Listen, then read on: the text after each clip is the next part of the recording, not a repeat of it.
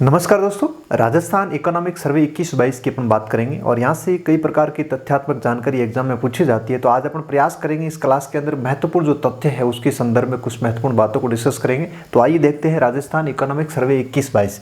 तो देखिए, Rajasthan economic survey 21-22 की अपन बात करें तो यहाँ से क्या क्या अपन को पढ़ना है। तो देखिए, सबसे पहले अपन बात करते हैं सकल राज्य घरेलू उत्पाद। देखिए, सकल राज्य घरेलू उत्पाद जिसको अपन बोलते हैं जीएसडीपी यानी ग्रॉस आपका स्टेट डोमेस्टिक प्रोडक्ट। अब देखिए, जीएसडीपी का मतलब होता है कि एक राज्य के अंदर एक वर्ष के अंदर अंतिम रूप से उत्पादित वस्तु और सेवाओं का जो मूल्य होता है उसको अपन क्या बोलते हैं, जीएसडीपी।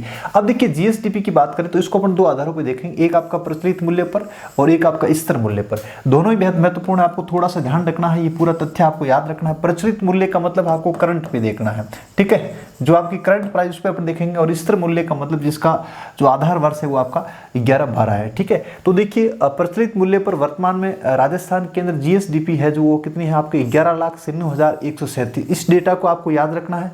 और आपका जो स्तर मूल्य पे है वो आपका 7,33,017। तो देखिए, स्तर मूल्य पर जो भी आपका मान आएगा वो हमेशा प्रचलित मूल्य से आपके क्या आएगा, कम आएगा। तो ये थोड़ा सा आपको ध्यान रखना है।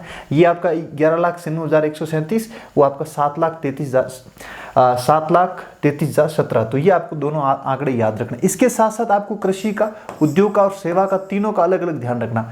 कृषि के अंदर आपका कितना है 30.23, उद्योग के अंदर आपका 24.67 और सेवा के अंदर आपका 45.10। और इसी तरह से स्तर मूल्य पर जो भी वैल्यू होगी वो थोड़ी सी कम होगी। यहाँ पे 30.23 है, यहाँ पे आपका 28.85 है, उद्योग के अंदर आपका 26.34 है और यहाँ पे आपका सेवा क्षेत्र के अंदर है आपका 44.81। तो कुल मिलाकर के आपको ध्यान रखना, उद्योग का थोड़ा सा ज्यादा, बाकी दोनों क्या है आपका प्रचलित मूल्य से क्या है, कम है, ठीक है। तो ये आपको ध्यान रखना, सकल राज्य घरेलू उत्पाद। अब अपन बात करें शुद्ध राज्य घरेलू उत्पाद। देखिए, शुद्ध राज्य घरेलू उत्पाद को अपन समझते हैं, यहाँ पे भी आपको थोड़ा समझना पड़ेगा। शुद्ध राज्य घरेलू उत्पाद जिसको अपन शॉर्ट में बोलते हैं एनएसडीपी। एनएसडीपी का मतलब नेट स्टेट डोमेस्टिक प्रोडक्ट, ठीक है। अब देखिए, जो आपका शुद्ध राज्य घरेलू उत्पाद है इसका जो मान आएगा वो आपकी घरेलू जो आपका सकल घरेलू राज्य उत्पाद उससे क्या आएगा, थोड़ा सा कम आएगा। तो देखिए, इसको भी अपन देखते हैं प्रचलित मूल्य पर और आपके स्तर मूल्य पर। तो देखिए, प्रचलित मूल्य पर ये कितना है आपका 10.79 लाख करोड़ रुपए है और स्तर मूल्य पे कितना है 6.48 लाख करोड़ रुपए, ठीक है। तो कुल मिलाकर देखें तो आपके जो जीएसडीपी है उससे थोड़ा सा आपका एनएसडीपी क्या होगा, कम होगा, ठीक है। तो इसको आप याद रखिएगा, आंकड़ा आप थोड़ा सा आइडिया लग जाएगा, आपके पढ़ा हुआ होगा तो एकदम इजीली आप प्रश्न को हल कर पाओगे, ठीक है। अब देखिए, अपन बात करते हैं प्रति व्यक्ति आय। तो देखिए, प्रति व्यक्ति आय को कैसे कैलकुलेट करते हैं। तो प्रति व्यक्ति आय को एनएसडीपी के अंदर आप पॉपुलेशन से भाग लगाते हो तो आपके जो आता है उसको अपन क्या बोलते हैं, पर कैपिटा इनकम, ठीक है, प्रति व्यक्ति आय। अब देखिए, प्रति व्यक्ति आय को भी अपन दो आधारों पे देखेंगे, एक आपका प्रचलित मूल्य पर, एक आपका स्तर मूल्य पर, ठीक है। तो प्रचलित मूल्य पर अपन बात करें तो वर्तमान में जो आपकी प्रति व्यक्ति आय है तो वो कितनी है आपका 1,35,218। बहुत महत्वपूर्ण आंकड़ा है, इसको अच्छे से याद रखिएगा, 1,35,218। और स्तर मूल्य पे है आपका 81,231 रुपए, ठीक है। तो ये डेटा दोनों आपको याद रखने बहुत महत्वपूर्ण है, ठीक है। अब अपन बात करें राजस्थान के अंदर अपन मूल्य सांख्यिकी की बात करें तो इसको अपन थोड़ा सा समझते। देखिए, मूल्य सांख्यिकी। अब देखिए, मूल्य सांख्यिकी की बात करो तो इसको अपन दो आधारों पे देखेंगे, एक आपका WPI जिसको अपन बोलते हैं होलसेल प्राइस इंडेक्स यानी थोक मूल्य सूचकांक, और एक आपका कंज्यूमर प्राइस इंडेक्स यानी उपभोक्ता मूल्य सूचकांक। इन दोनों की अपन बात करते हैं। देखिए, सबसे पहले बात करते हैं थोक मूल्य सूचकांक WPI। तो देखिए, आपको क्या क्या याद रखना, यहाँ से किस प्रकार के प्रश्न पूछे जा सकते हैं। देखिए, एक तो आपको आधार वर्ष ध्यान रखना 1999-2000, बहुत ही महत्वपूर्ण है, कई बार आरएस में पूछा हुआ प्रश्न है। इसकी गणना कैसी होती है, मासिक आधार पर गणना होती है। इसमें आपके 154 वस्तुएं शामिल, ध्यान रखना आपके WPI में केवल वस्तुएं शामिल है और वर्तमान में इसमें कितनी वस्तुएं शामिल है, 154। और 2021 के अंदर जो आपका थोक मूल्य सूचकांक वो कितना है 363.23 WPI, ये आपको ध्यान रखना है। और इसके अंदर केवल और केवल क्या शामिल है, वस्तुएं। उसके बाद में हम उपभोक्ता मूल्य सूचकांक की बात करें तो इसको अपन चार आधारों पर देख सकते हैं, एक आपका CPI IW, एक CPI AW, एक आपका CPI RL और एक CPI आपका RU। इसको थोड़ा सा समझ दे। देखिए, CPI IW का मतलब इंडस्ट्रियल वर्कर, जो आपका औद्योगिक जो श्रमिक है उसके लिए आपकी CPI, और एक आपका होता है CPI AL का मतलब एग्रीकल्चर लेबर, जो आपका कृषि जो श्रमिक होते हैं उसके लिए। एक आपका होता है CPI-RL यानी रूरल आपका जो लेबर है उसके लिए, और ये आपका RU का मतलब है आपका रूरल और अर्बन दोनों के लिए, ठीक है। तो कुल मिलाकर के ये 4 आधार है, इसके अपन 3 की अपन बात करेंगे जिसका कैलकुलेशन किया जाता है CPI के अंदर। तो सबसे पहले अपन बात करते हैं CPI-IW। तो IW का आधार वर्ष है आपका 2016 और इसकी जो गणना होती है वो श्रम ब्यूरो शिमला के द्वारा इसकी गणना की जाती है CPI-IW की। और वर्तमान में राजस्थान की बात करें तो राजस्थान के अंदर जो CPI के केंद्र बने हुए हैं जहां से आपकी इसकी गणना होती है, जिसमें केंद्र आपको ध्यान रखना अलवर, भीलवाड़ा और जयपुर बहुत ही महत्वपूर्ण है। और इसमें आपको क्या ध्यान रखना, एक बहुत महत्वपूर्ण जानकारी है, जो आपका अलवर केंद्र है इसको बनाया गया किसके स्थान पर, आपके अजमेर के स्थान पर। यह बहुत ही महत्वपूर्ण आपको पूछा जा सकता है कि वर्तमान में जो आपका CPI-IW है इसका जो कैलकुलेशन है राजस्थान के अंदर जो 3 केंद्र है उसमें से कौन सा केंद्र बनाया, अजमेर की जगह अलवर को बनाया। ये बहुत महत्वपूर्ण जानकारी, अच्छे से याद रखिए। CPI-AL की बात करें, एग्रीकल्चर आपके लेबर की बात करें, इसका आधार वर्ष आपका 86-87 है और इसकी गणना भी श्रम ब्यूरो शिमला के द्वारा की जाती है। उसके बाद में हम बात करते हैं CPI-RU यानी रूरल और अर्बन दोनों की बात करें तो इसका आधार वर्ष 2012 है और इसकी जो गणना है वो NSO द्वारा की जाती है, नेशनल स्टैटिस्टिकल ऑफिस, ध्यान रखना है, राष्ट्रीय सांख्यिकी जो कार्यालय है भारत सरकार का, इसके द्वारा गणना की जाती है CPI-RU की। और इसको जारी कौन करता है, तो जारी करता है आपका सांख्यिकी कार्यक्रम क्रियान्वयन मंत्रालय, ध्यान रखना मोस्पी बोलते हैं जिसको, ministry of statistical programme implementation, ठीक है। तो याद रखना शॉर्ट में मोस्पी, ठीक है। इसके द्वारा इसके आंकड़े जारी किए जाते हैं। तो इस तरह से CPI की गणना बहुत ही महत्वपूर्ण, यहां से आपको आधार वर्ष का प्रश्न पूछने की पूरी संभावना है। आगे अपन देखते हैं राजस्थान के अंदर खरीफ और रबी की फसलों का उत्पादन अपन लाख मीट्रिक टन के अंदर देखते हैं। यहाँ से भी आपको कई बार आंकड़ों के प्रश्न सीधे पूछे जा सकते हैं। देखिए खरीफ और रबी की फसलों के उत्पादन के संदर्भ में अपन बात करते हैं तो देखिए सबसे पहले मोटे रूप से देखें तो अनाज है, दलहन है, तिलहन है और इसके अलावा आपका गन्ना है, कपास, इन सबको अपन देखते हैं। देखिए अनाज की बात करें तो आपको याद रखना 182.58 लाख मीट्रिक टन है। दलहन की बात करें तो 42.62 लाख मीट्रिक टन है। इन दोनों को जब मिलाऊंगा तो क्या बन जाएगा आपका खाद्यान्न, तो आपको ये डेटा ध्यान रखना 225.20। तो आपको याद रखना खाद्यान्न का मतलब अनाज और दलहन दोनों, और 225.20 लाख मीट्रिक टन, ठीक है। तिलहन कितना, तिलहन आपका 92.04 लाख मीट्रिक टन, और गन्ना है वो आपका 2.47 लाख मीट्रिक टन, और कपास आपका 23.31 लाख मीट्रिक टन। तो ये मोटा मोटा आपको आंकड़ा ध्यान रखना, एग्जाम में कुछ भी पूछा जा सकता है। इकोनॉमिक सर्वे के अंदर आपको कुछ डेटा अच्छे से रट के याद करने पड़ेंगे, ठीक है। अब अपन देखते हैं फसलों के अंदर तुलनात्मक कुछ विवरण देखते हैं और उत्पादन को देखते हैं। तो देखिए जैसे बाजरे की बात करें तो बाजरे का जो उत्पादन है वो भारत के अंदर राजस्थान पहले नंबर पे है, और जो योगदान है राजस्थान का बाजरे में तो वो आपका 45.56 है। राई सरसों की बात करें तो यहाँ पे भी प्रथम है और कितना है 46.28, और पोषक अनाज की बात करें तो यहाँ भी फर्स्ट है और कितना योगदान 15.35।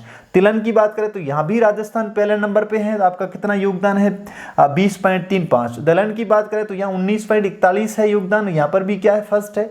चने के मामले में भी फर्स्ट है, लेकिन मूंगफली के मामले में सेकंड है, और सोयाबीन के मामले में आपका थर्ड है, और गवार में क्या है फर्स्ट है। तो कुल मिला के देखा जाए तो फसलों का जो उत्पादन है जिसका तुलनात्मक विवरण है, जिसमें राजस्थान अधिकांश आपके फसलों के अंदर पूरे भारत के अंदर एकाधिकार रखता है, और जो उत्पादन के अंदर राजस्थान की जो भागीदारी है वो भी काफ़ी ज़्यादा है। तो आप देख सकते हो लगभग काफ़ी फसलों के अंदर फर्स्ट पे है, बाकी मूंगफली है, सोयाबीन है, ये 2-3 आप थोड़ा सा ध्यान रखना, ठीक है। तो ये इसका थोड़ा सा आपकी सारणी को अच्छे से रट के जाना।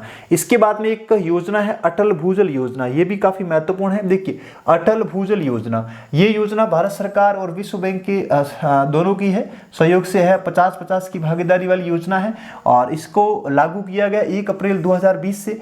और अटल भूजल योजना का मतलब है कि गिरते हुए जल भूजल स्तर को किस तरह से रोकना है, इसके लिए कार्य भारत सरकार और विश्व बैंक मिलकर कर रही है, और इसकी जो लागत है वो कितना 6000 करोड़ रुपए है। और राजस्थान के अंदर ये ध्यान रखना स्पेशल आपको बहुत महत्वपूर्ण है, 17 जिले हैं, 28 पंचायत समिति और 1144 ग्राम पंचायतों के अंदर ये योजना, ठीक है, ये योजना कार्य कर रही। तो आपको ध्यान रखना अटल भूजल योजना बहुत महत्वपूर्ण। इसके अलावा अपन बात करते हैं मेवात क्षेत्र विकास कार्यक्रम। देखिए कुछ तथ्य है अच्छे से आपको याद रखना। मेवात क्षेत्र विकास कार्यक्रम, तो मेवात का मतलब ये अलवर और भरतपुर के 14 खंडों के अंदर है, और 86-87 से इसको स्टार्ट किया गया मेवात क्षेत्र विकास कार्यक्रम।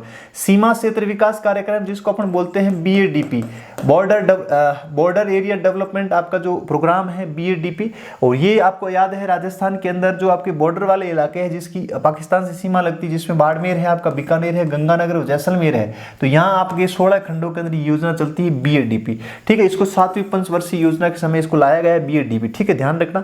इसके बाद हम बात करते हैं महात्मा गांधी जन भागीदारी विकास योजना। देखिए महात्मा गांधी जन भागीदारी विकास योजना, जिसका पहले नाम था गुरु गोलवलकर आपके योजना थी, इसका नाम चेंज करके राजस्थान सरकार ने महात्मा गांधी जन भागीदारी विकास योजना कर दिया। और इस योजना के अंदर आपको याद रखना शमशान घाट और कब्रिस्तान की 4 देवरिंग निर्माण के लिए सरकार 90% राशि देगी और बाकी जो 10% राशि वो जन सहयोग से इकट्ठी करके आपको सामुदायिक जो काम जैसे शमशान घाट और कब्रिस्तान की 4 दीवारी निर्माण है, ठीक है, और अन्य जो परिसंपत्तियां हैं उसकी अपन बात करें तो उसमें 70% राशि वो राज्य सरकार देती है, 30% राज्य राशि होती है वो आपको डायरेक्ट जनता से फंडिंग करके उसको करते हैं। तो इसको इसलिए नाम में क्या है, जन भागीदारी, ठीक है। तो आपके पब्लिक जो पार्टिसिपेशन है इस आधार पर इसका नाम है महात्मा गांधी जन भागीदारी विकास योजना। बहुत महत्वपूर्ण है। शमशान घाट कब्रिस्तान के लिए सरकार फंडिंग ज्यादा करती है और अन्य जो परिसंपत्तियां वहां आपको 70% का याद रखना।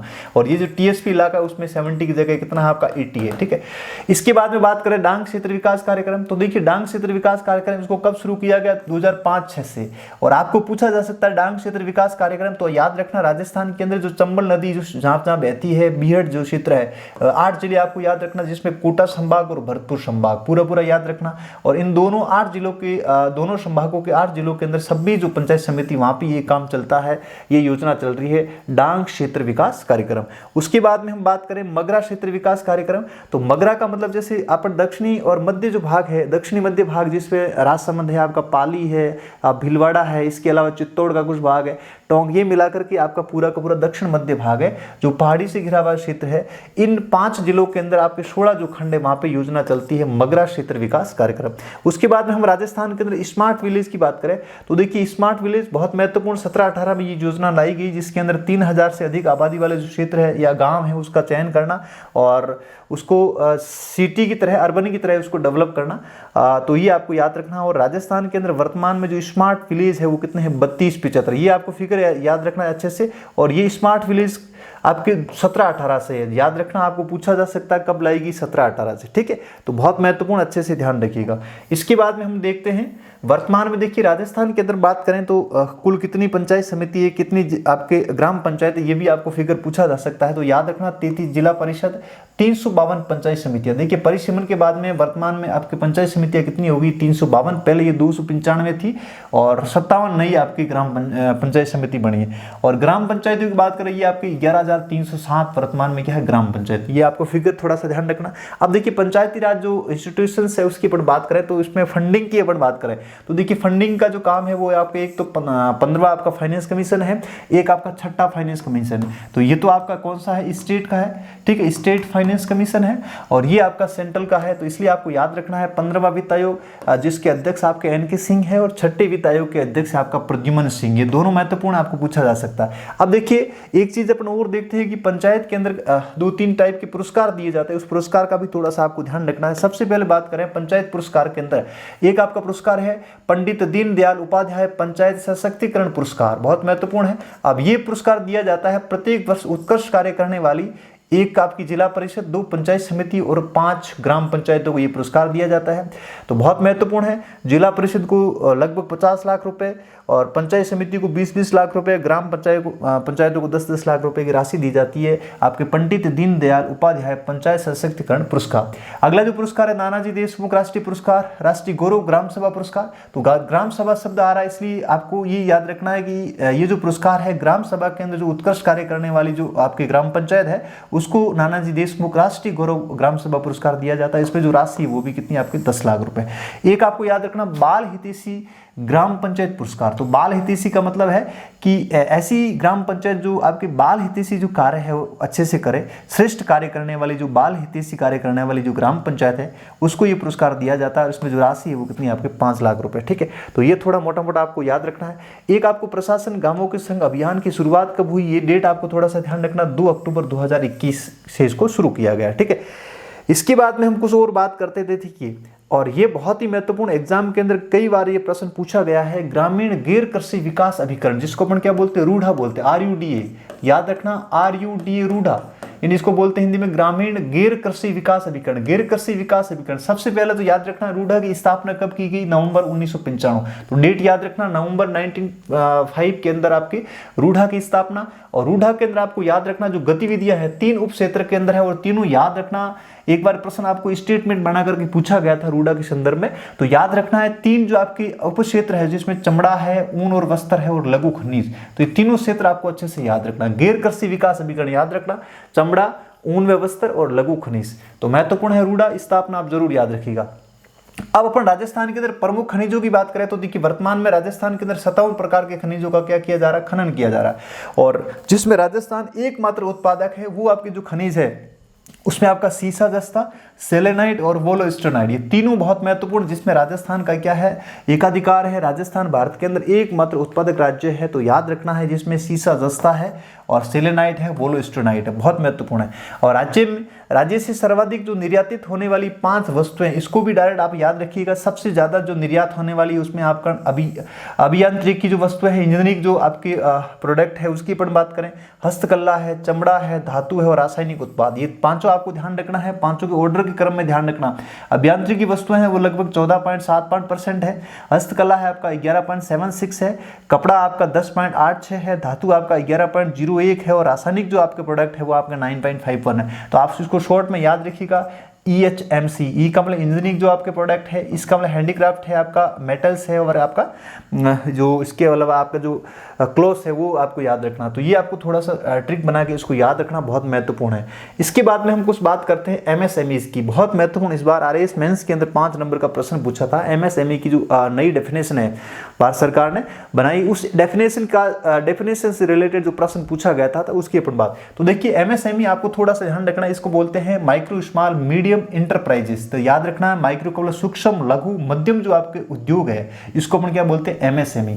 तो देखिए MSME की जो नई परिभाषा है उसकी अपन बात करें तो इस परिभाषा को 2 आधारों पर दिया, एक तो आपका इन्वेस्टमेंट निवेश के आधार पर, एक आपका टर्नओवर के आधार पर। तो देखिए निवेश और टर्नओवर के आधार पर MSME का जो वर्गीकरण किया गया है नई डेफिनेशन में, तो आपको अच्छे से याद रखना है। सबसे पहले आपको इन्वेस्टमेंट का ध्यान रखना है कि माइक्रो जो आपका इंटरप्राइजेस है उसकी अपन बात करें तो 1 करोड़ तक का इन्वेस्टमेंट, और यहाँ पे आपका 10 करोड़ और यहाँ पे 50 करोड़, और इसको आप सीधे 5 से गुणा कर दो तो आपका टर्नओवर बन जाएगा 5 करोड़, 50 करोड़ और आपका 250 करोड़। तो ये आपका वर्गीकरण है माइक्रो स्मॉल मीडियम इंटरप्राइजेस का। अच्छे से याद रखिएगा, प्रश्न 5 नंबर का पूछा गया इस बार, तो हो सकता है आपको उसमें कहीं से भी पूछा जा सकता है, स्मॉल का पूछा जा सकता है कि भाई इसका इन्वेस्टमेंट कितना तक होता है और इसमें टर्नओवर कितना, तो ये आपको इस टाइप के प्रश्न पूछे जा सकते हैं।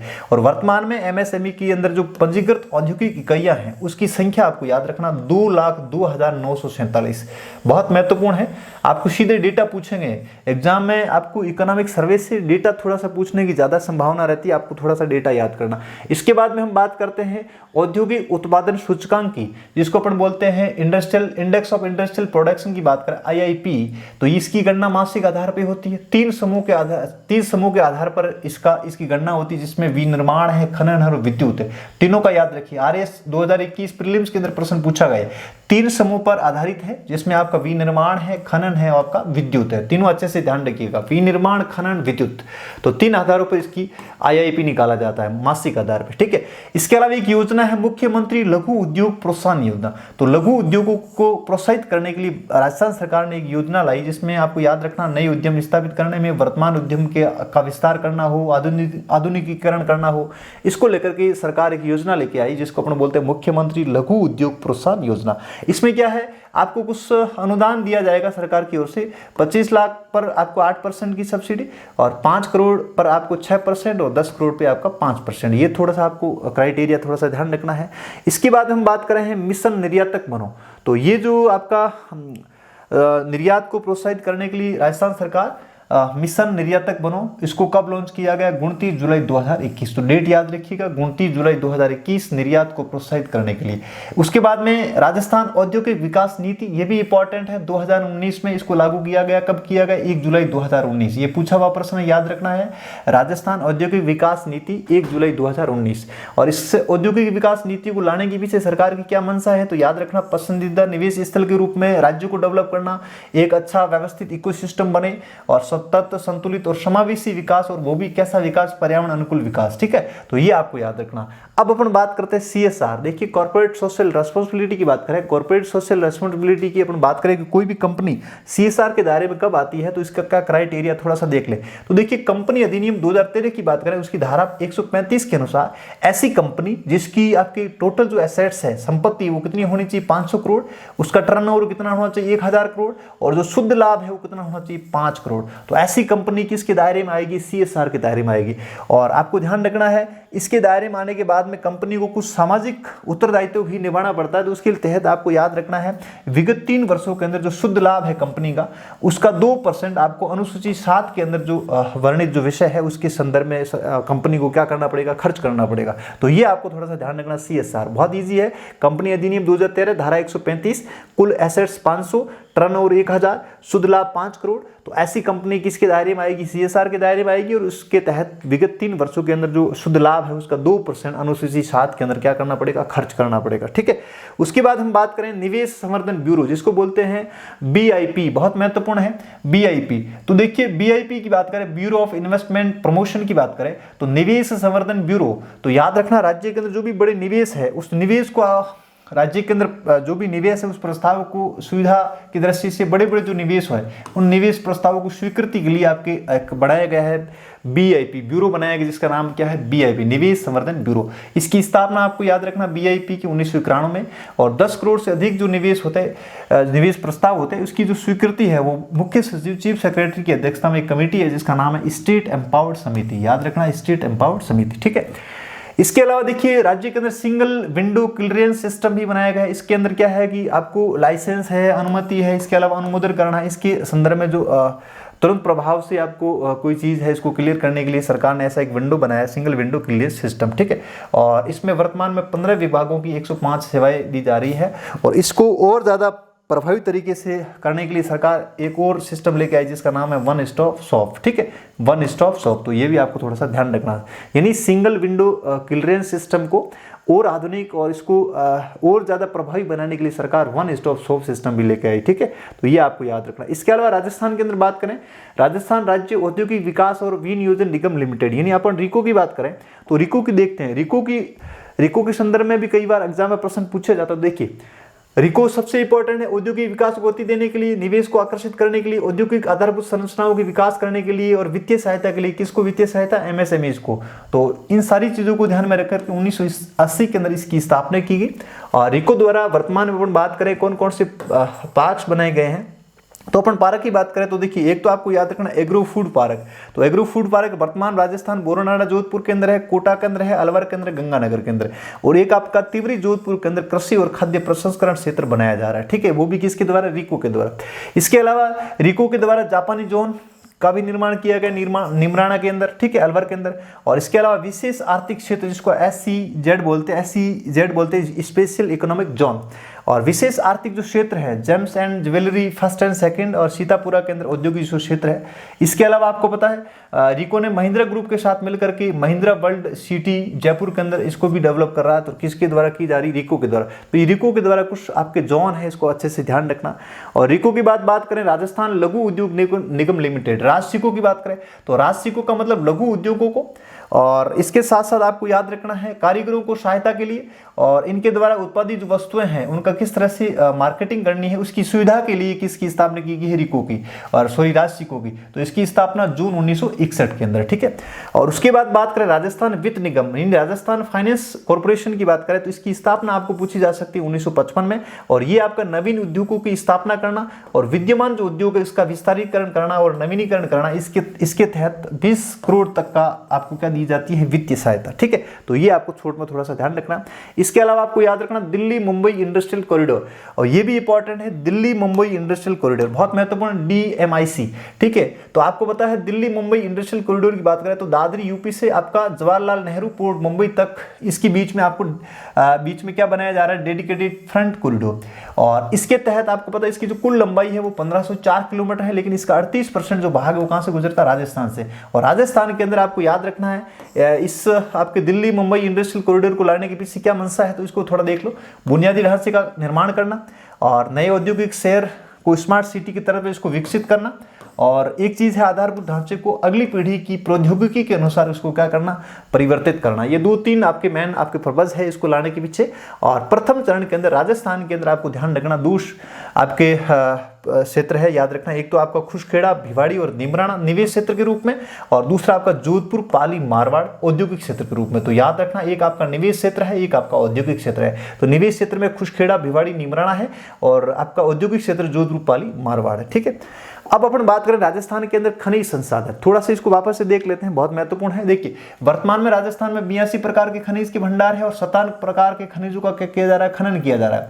और एकमात्र उत्पादक में जिसमें मैंने आपको बताया सीसा, जस्ता, सेलेनाइट और वोल्स्टनाइट। ठीक है, और राजस्थान राज्य खान एवं खनिज लिमिटेड की बात करें तो ये खनिजों का अन्वेषण है या उत्खनन का जो कार्य करता है। इसके अलावा इसकी स्थापना की बात करें तो 30 अक्टूबर 1974 के अंदर हुई। अब अपन तेल और प्राकृतिक गैस की बात करें तो आपको याद रखना, यूएसए, चीन की बात, भारत तीसरे नंबर का सबसे बड़ा उपभोक्ता है। और यदि अपन बात करें राजस्थान के अंदर, भारत के अंदर 16% घरेलू उत्पादन, लेकिन हम आयात कितना करते हैं, 84, याद रखना, बहुत महत्वपूर्ण है। और राजस्थान का जो योगदान है उसको अपन थोड़ा सा देख लेते हैं। तो राजस्थान का योगदान 20% है। बॉम्बे हाई के बाद में राजस्थान सेकंड नंबर पे है, याद रखना, बहुत महत्वपूर्ण। और राजस्थान के अंदर आपको याद रखना कहां से आपका जो प्राकृतिक तेल निकलता है उसकी अपन बात करें तो बाड़मेर सांचौर क्षेत्र है, और बीकानेर नागौर क्षेत्र है, जैसलमेर बेसिन है, और विंध्यन जो क्षेत्र है जिसमें अपना कोटा संभाग, झालावाड़, यहाँ से भी आपके इस तेल का, प्राकृतिक गैस का उत्पादन होता है। तो ये आपको थोड़ा सा याद रखना है। और इसके अलावा आपको याद रखना है रिफाइनरी, राजस्थान के अंदर रिफाइनरी है पचपदरा के अंदर। ये जो रिफाइनरी है हिंदुस्तान पेट्रोलियम कॉर्पोरेशन लिमिटेड 74 है, और राजस्थान का भागीदारी कितनी है, 26% है। और ये 9 मिलियन टन क्षमता की है, और BS6 मानक पर आधारित है, और जो आपकी लागत है वो कितनी है, 43,129 करोड़। ये भी महत्वपूर्ण है। अब अपन देखते हैं श्रम का कुछ डिवाइडेशन, अपन थोड़ा सा देख लेते हैं। यहां से भी कई बार प्रश्न एग्जाम में पूछा जाता है। देखिए, तो श्रम में मजदूरी दर अपन देखते हैं तो अकुशल, अर्धकुशल, कुशल, उच्च कुशल, ये 4 कैटेगरी याद रखना, अकुशल, अर्धकुशल, कुशल और उच्च कुशल। तो आपको अकुशल की याद रखना 252। आप सब में आप 10-10, 12-12 बढ़ाते जाइए तो 264। उसके बाद में आपका कितना हो जाएगा, 276, और उसमें सीधी 50 बढ़ा देना, कितना हो जाएगा, 326। ठीक है, यहाँ 50, यहाँ आपका 12 और यहाँ आपका 12, ऐसे आप याद रखिएगा। ठीक है, तो इजीली आपको याद हो जाएगा।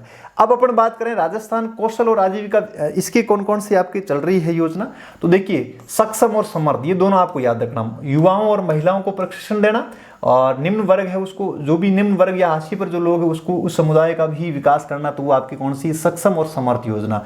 आईएम शक्ति, ये भी बहुत महत्वपूर्ण है। इंदिरा महिला शक्ति, इंदिरा महिला शक्ति कौशल समृद्धि योजना। तो ये राज्य में महिलाओं और बालिकाओं के कौशल विकास पर आधारित है। उसके बाद हम ऊर्जा की बात करें तो राजस्थान के अंदर वर्तमान में जो अधिष्ठापित क्षमता है ऊर्जा की वो कितनी है, आपका 23,321.40 मेगावाट। बहुत महत्वपूर्ण, उसको अच्छे से याद करिएगा। सौर ऊर्जा की बात करें तो क्षमता की संभावना तो कितनी, 142 गीगावाट है, लेकिन वर्तमान में कितनी है आपके सौर ऊर्जा, तो वो आपको याद रखना 9,228.70। पवन ऊर्जा की बात करें तो क्षमता कितनी, 1,27,750 मेगावाट है, लेकिन वर्तमान में कितनी है, तो याद रखना 4,338 मेगावाट। उसके बाद बायोमास की बात करें तो यहाँ पे कितना आपका 120.45 मेगावाट। ठीक है, अब सड़क इंफ्रास्ट्रक्चर की बात करें तो कुल लंबाई आपको मार्च 2021 तक कितनी है, तो याद रखना मार्च 2021 तक राजस्थान में सड़कों की कुल लंबाई, ठीक है, तो कुल लंबाई कितनी है आपके 2,72,959.28 किलोमीटर, और सड़क घनत्व तो आपका 79.76 है। और परिवहन और संचार की बात करें तो कुल पंजीकृत आपके जो वाहन है वो कितने, 7,83,865, ये आपको संख्या याद रखनी है। ठीक है, उसके बाद में रेल मार्गों की लंबाई मार्च 2020 तक कितनी है, 5,900 आपका 98 किलोमीटर है। और ग्रामीण विद्युतीकरण जो गांव है वो कितने, 43,201 गांव। ये आपको शॉर्ट में याद रखने सारे तथ्य बहुत महत्वपूर्ण है। अब राजस्थान के अंदर सोलर पार्क की बात करें तो कहां पे, तो बडला सोलर पार्क आपको याद रखना, और बडला सोलर पार्क है, यहां से आपको याद रखना है कितनी आपकी ऊर्जा का उत्पादन होता है सौर ऊर्जा का, तो 2245 मेगावाट 4 चरणों में। फलोदी पोखरण की बात करें तो यहाँ 750 मेगावाट, और फतेहगढ़ फेज बी 1B की बात करें तो 1500 मेगावाट, और नौक की बात करें तो यहाँ 925 मेगावाट। तो ये कुछ आपको थोड़ा सा याद रखना। सौर ऊर्जा नीति मैंने आपको बताई 2019 की है। और एक आपको याद रखना, राजस्थान राज्य पथ परिवहन निगम की स्थापना कब हुई, 1 अक्टूबर 1964 को, और मार्च 2021 तक आपको याद रखना राजस्थान के अंदर डाकघरों की कुल जो संख्या है वो कितनी है, 10,276। ये सारे के सारे आपके इकोनॉमिक सर्वे के अंदर डेटा दे रखा है, तो हो सकता है इसमें से कोई प्रश्न आपको सीधा पूछ ले, तो बहुत महत्वपूर्ण है। सारे के सारे डेटा आपको अच्छे से पढ़ने पड़ेंगे, ठीक है। तो ये सारे के सारे डेटा आप पढ़ोगे तब जाकर के पूरा काम बनेगा। तो मैंने प्रयास किए सारे तथ्य आपके सामने रखने का, तो आपको इन सारे तथ्यों को याद करना, बहुत ब्रीफ में इन सबको रट के जाना, और एग्जाम में सीधे प्रश्न पूछे जाते हैं। आप भले पेपर उठा के देख लेना, आपको सीधे तथ्यों से रिलेटेड प्रश्न पूछे जाएंगे। तो बहुत ही महत्वपूर्ण है। आप इस क्लास के अंदर मैंने प्रयास किया, कुछ और आपके टॉपिक रह गए तो उससे रिलेटेड भी एक छोटी सी क्लास मैं इकोनॉमिक सर्वे की ओर लेके आऊंगा। तो आप प्रयास करिए कि इन सारे तथ्यों को अच्छे से याद करिए, रटिए, रटने पड़ेंगे आपको सारे के सारे, ठीक है। तो मिलते हैं अगली क्लास में एक नए वीडियो के साथ। Thank you so much.